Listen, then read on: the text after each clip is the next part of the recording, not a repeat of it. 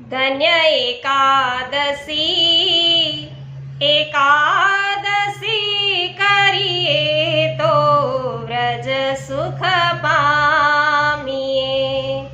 તો વૈષ્ણવો, પુષ્ટિ માર્ગમાં એકાદશીનું શું મહત્વ? આજે છે નિર્જળા એકાદશી, ભીમ 11। તો પુષ્ટિ માર્ગમાં એમનું શું મહત્વ છે? શા માટે આ બધા જ 11સોમાં આ 11ને વધુ મહત્વ આપવામાં આવે છે? શા માટે ઉત્તમ એકાદશી કહી છે?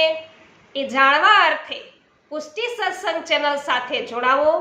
પુષ્ટિ સત્સંગ ચેનલમાં વૈષ્ણવો એક વિશેષ સત્સંગ વિડીયો છે એ અપલોડ કરવામાં આવ્યો છે, જેમાં ભીમ 11, આ નિર્જળા એકાદશી અને એમાં પણ એનું શું મહત્વ છે, સાથે સાથે શ્રીનાથજીને વિશેષ સેવાક્રમ આજે શું આવશે એમની પણ માહિતી આપેલ છે।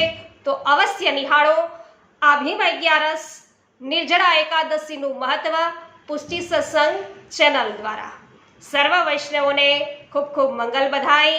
આજે સર્વને જય શ્રી કૃષ્ણ। શ્રી ગોવર્ધનનાથ કી જય, શ્રી વલ્લભાધીશ કી જય।